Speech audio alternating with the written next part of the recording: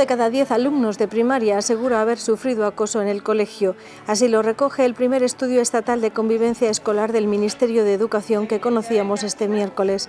Hablamos con los portavoces de los grupos parlamentarios en la Comisión de Educación para analizar qué medidas se pueden adoptar para combatirlo y si los centros educativos tienen los medios suficientes.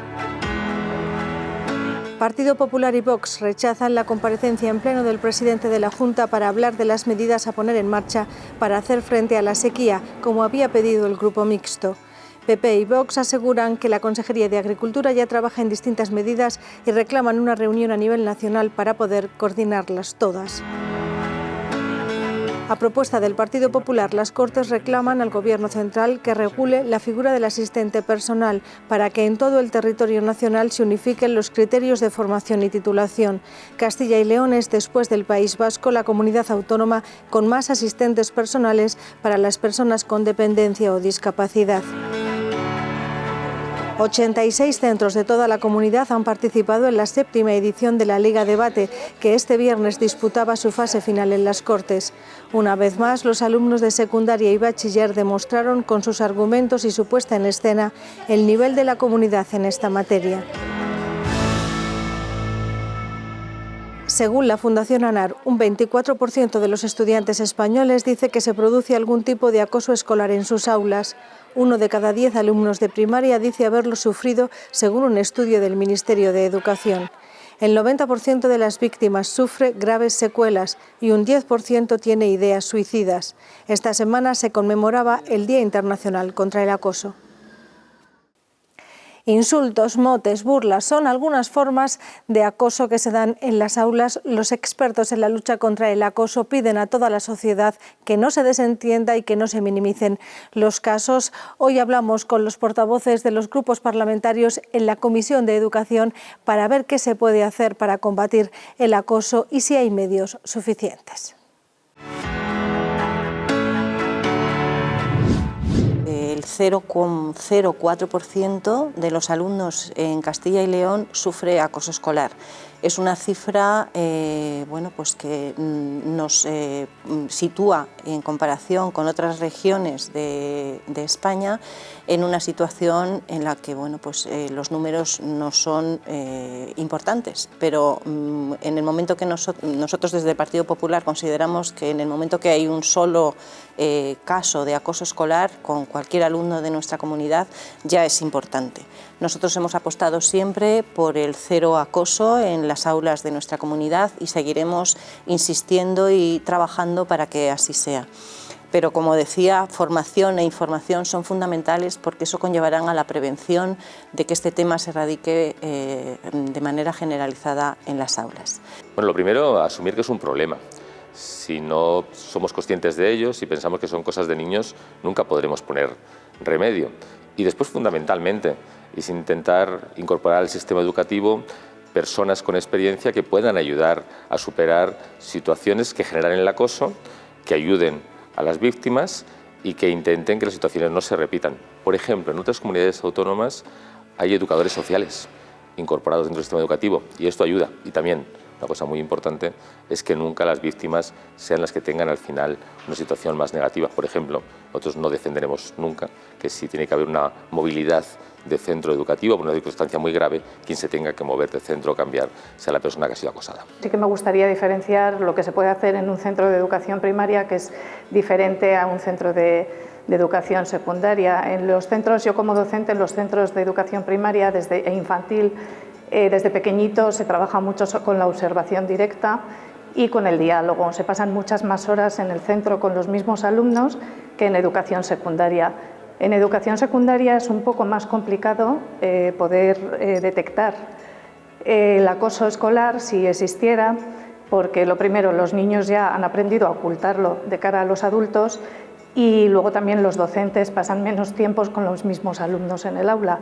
Por lo tanto, aquí lo que sí que se tiene que hacer es trabajar mucho la empatía con estos alumnos y también enseñarles a expresar sus sentimientos. Las familias tienen un papel fundamental porque creo que la educación comienza dentro del ámbito familiar, en las casas, y es ahí donde hay que inculcar a los menores valores como el respeto, la tolerancia, la solidaridad, la empatía, y también hay que estar pendientes de ellos porque muchas veces el acoso no empieza en el colegio o en los centros educativos, sino en la calle y en las redes sociales, y es ahí donde las familias tienen también que poner un poco de freno y controlar qué acceso a las redes sociales tienen sus hijos en materias que puedan ser perjudiciales para su educación. Lo fundamental es la prevención, que existan protocolos antiacoso, también que haya una formación específica del profesorado y, como digo, que se prevenga este problema, que ante la más mínima señal, que ante el más mínimo indicio se actúe de forma inmediata y decidida. Claro que existen medios que están a disposición de todos los sectores, como decía, de la comunidad educativa. Existen además figuras que trabajan para ello, para erradicar este tema, erradicar el acoso escolar entre los alumnos, entre los escolares. Existe la figura del coordinador de convivencia en todos los centros y hay una implicación absoluta por parte de todos los profesores para que cualquier tema vinculado con el acoso escolar que se detecte pues sea trabajado desde el primer momento y se pueda solucionar con inmediatez. Desde luego más medios hace falta.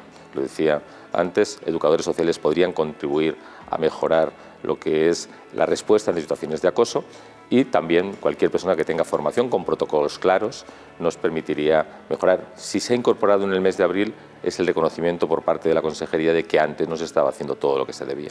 Y sí, hay medios, hay protocolos de actuación, hay sociogramas donde podemos detectar rápidamente qué niño es el acosado y a qué niño le acusan, y al revés, y quién es el acosador. Pero esto no deja de ser un medio, no una solución. Entonces el acoso existe, los protocolos existen y los medios existen, pero eso no es determinante para que no exista el acoso. He hablado con distintos profesionales de distintos centros y no, muchísimas veces se ven desbordados por el día a día, por la burocracia y sobre todo porque les faltan medios materiales y humanos. Habría que reforzar las plantillas con más profesionales de la psicología y orientadores para poder dar solución más rápidamente a este acoso. Yo creo que no, que siempre se puede hacer mucho más y que en este caso, como digo, es un problema muy grave. Yo creo que las administraciones tienen que volcarse, destinar más medios, más recursos y, como digo, también pues una formación específica del profesorado, también cursos para concienciar a los padres y a las familias de este enorme problema que muchas veces se omite o se soslaya, pero que, insisto, las administraciones públicas tienen que tomar una iniciativa de forma firme y decidida.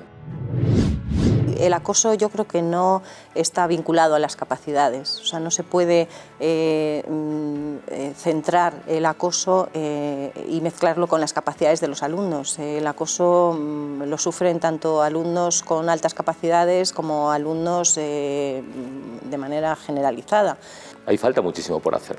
De hecho, hace un par de meses los socialistas hemos traído a las Cortes una resolución del Procurador del Común, emanada de la demanda de una familia abulense que reclamaba una atención distinta para su hija, en este caso una adolescente con altas capacidades.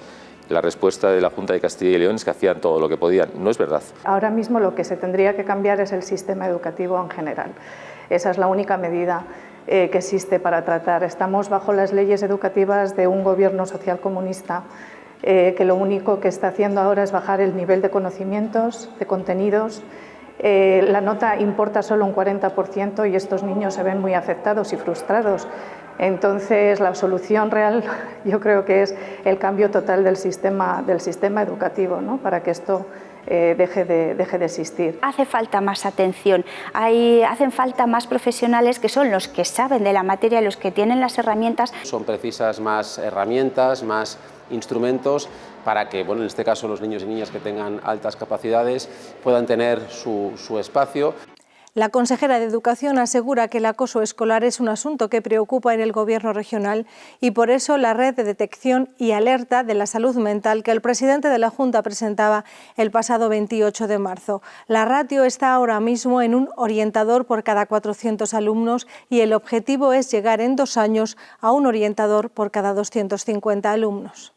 Se ha dotado con más de 100 los docentes, personal docente que está atendiendo esas situaciones en el ámbito educativo. Creo que la mejor medida de prevención es tener refuerzos y personal que se dedique a, cuando surgen estas situaciones, que se puedan conocer en el ámbito escolar, que el tutor lo ponga de manifiesto, tener aperturas con ellos, o sea, tener una situación de hablar con los afectados. La Consejería de Agricultura está trabajando en distintas medidas para hacer frente a la sequía, pero antes de ponerlas en marcha pide que se reúna la conferencia sectorial para que todas las comunidades autónomas se coordinen con el Estado. Es el motivo que argumentaron Partido Popular y Vox para rechazar la comparecencia del presidente de la Junta para hablar de la sequía, como había pedido el Grupo Mixto. La mayoría del PP y Vox en la Junta de Portavoces rechazaba la comparecencia del presidente de la Junta en pleno. No sé por qué el interés de algunos en que el presidente de la Junta de Castilla y León comparezca en Castilla y León y esa falta de interés en que no ya el presidente del Gobierno de España, sino los ministros del Gobierno de España lleven un año sin atender la petición de comparecencia en el Congreso de Diputados para atender o para dar explicaciones respecto a la respuesta de un problema que no es exclusivo de Castilla y León, sino que afecta a todo nuestro país. Fotos muchas, realidades ninguna. Al final se demuestra una vez más lo mismo, que en un tema tan importante como es la sequía en estos momentos, el presidente de la Junta de Castilla y León una vez más se esconde y no está ni se le espera para que dé respuestas o haya propuestas encima de la mesa. Esto va a influir en la inflación, en la capacidad de supervivencia de nuestro sector primario. Tenemos problemas serios, muy serios, en nuestros acuíferos. Los partidos que sustentan al Gobierno aseguran que la Consejería de Agricultura está analizando con el sector qué medidas se pueden adoptar para hacer frente a la situación, pero reclama una reunión a nivel nacional.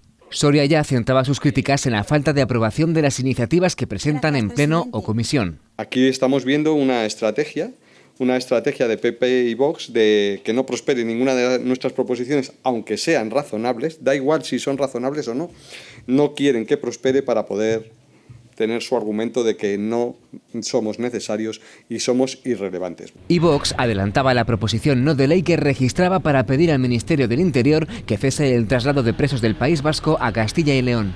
Esto ha generado un incremento en los altercados o las agresiones que sufren los funcionarios de prisiones y los trabajadores en los centros penitenciarios.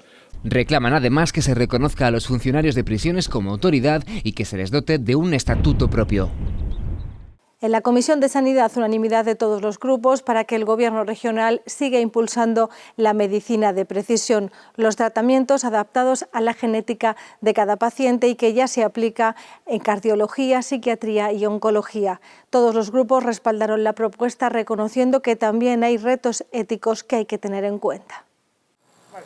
Avanzar en la medicina de precisión es el reto para el futuro. Va a requerir esta medicina personalizada de incorporación de nuevos profesionales, como son informáticos, biólogos moleculares, matemáticos y lo tan nueva llamada los economistas de la salud. Aunque la comunidad ya lleva años en esta práctica. Castilla y León ocupa una posición destacada en el campo de la medicina personalizada y de precisión en España, que requiere de desafíos éticos y medios. Sería conveniente la creación oficial de la especialidad de genética clínica. Cada persona puede responder de manera diferente ante los resultados de una prueba genética o una predicción de riesgo. En la Comisión de Sanidad, los socialistas reclamaban más respaldo para las mujeres afectadas por el anticonceptivo ESUR. Porque la mayoría de afectadas sufre intensos dolores en la zona pélvica y abdominal. También hay cientos de casos de alergia al níquel, uno de los componentes del dispositivo que les mencionaba antes. Desde la atención primaria a la hospitalaria tienen conocimiento de todo el proceso asistencial y cuentan con el aval de la principal sociedad científica de España. Tampoco salía adelante la proposición de Ciudadanos reclamando la publicación de más datos en sanidad. Los pacientes de digestivo de Salamanca esperan más del doble teniendo muchos más médicos. ¿Y esto? cómo ocurre. ¿Qué es lo que está ocurriendo? ¿Cómo podemos saber qué es lo que está ocurriendo? Pues publicando los datos de actividad por facultativo. Se publican ininterrumpidamente los conjuntos de datos en el Observatorio de Salud de Castilla y León. Se han incorporado progresivamente usuarios de equipos directivos y servicios de admisión. Aseguran PP y Vox que ya se han añadido nuevos datos y que se actualizan trimestralmente. Castilla y León es la segunda comunidad autónoma con más prestaciones reconocidas de asistente personal, con 1.917, una figura para que las personas con dependencia o discapacidad puedan desarrollar su proyecto de vida y que también es una ayuda para las familias. Los populares reclamaban en la Comisión de Familia que esta figura se regule a nivel nacional para que en todo el territorio se acceda con los mismos criterios de formación y titulación. No parece lógico y tampoco es justo, diría yo, que una persona con gran dependencia tenga derecho a este servicio según la comunidad en que viva. La falta de concreción puede suponer el no prestar adecuadamente al dependiente el servicio que se busca y también al propio trabajador. Además, que el desarrollo de esta prestación está permitiendo la creación de empleo, especialmente en las personas que viven en el ámbito rural. Nadie impide a la Junta de Castilla y León, a la Consejería del Ramo, a la señora Blanco que regule la formación actual. Lo hizo con el servicio de ayuda a domicilio, con diferentes orden de familia e igualdad de oportunidades. Y díganme ustedes, ¿por qué no lo puede hacer con la asistencia personal que ustedes presentan aquí? La Castilla y León tiene ya regulada cómo tiene que funcionar su asistencia personal, pero no se trata de eso. Es que lo que hoy venimos a pedir aquí no es precisamente eso. Lo que venimos a pedir aquí es un instrumento para que sirva para toda España. Es decir, para que el asistente personal que trabaja en Castilla y León pueda trabajar en Castilla-La Mancha, en Aragón o en Andalucía. En esta comisión comparecía a petición del Partido Popular el director de Atención a las Personas con Discapacidad, Eduardo García Brea, para explicar las medidas que está desarrollando la Consejería de Familia para impulsar el trabajo de las personas con discapacidad. La mayoría de ellas trabaja en centros especiales de empleo, pero en los 3 primeros meses del año asciende al 33% los contratos que se realizaron en empresas. Aún así, solo 3 de cada 10 trabajan. El resto ni trabajan ni buscan empleo. El acceso al mercado ordinario, el acceso a las empresas ordinarias sigue teniendo barreras. Por tanto, sigue siendo necesario reforzar el acompañamiento o el apoyo a acciones de información y de sensibilización pues, orientadas a conseguir una sociedad más inclusiva y una sociedad más justa. Pero permítanme, la incorporación de las personas con discapacidad a la empresa ordinaria no solamente debe ser valorado en términos de justicia social, sino en términos de valoración económica, de interés económico, dado el valor que aporta el contar con personas que no solo muestran un compromiso ejemplar con sus responsabilidades y sus tareas, sino que aportan dinamismo, talento, alegría y, desde luego, van a hacer mucho más capaces a sus empresas de adaptarse a un mundo y a una sociedad cada vez más diversa. El presidente de las Cortes recibía esta semana a la presidenta de Asprona para mostrarle su apoyo a la marcha de Valladolid, que este sábado recauda fondos para equipar viviendas para personas con discapacidad. A la Comisión de Educación llevaba el Partido Socialista y Soria ya sendas propuestas para evitar, dicen, el drástico descenso de los niveles de actividad física en el final de la etapa adolescente. Reclamaban como obligatorio que todos los centros de secundaria puedan ofrecer como optativa la asignatura de Actividad Física y Salud en segundo de bachiller y que se contemple en la formación profesional de grado básico un módulo de educación física.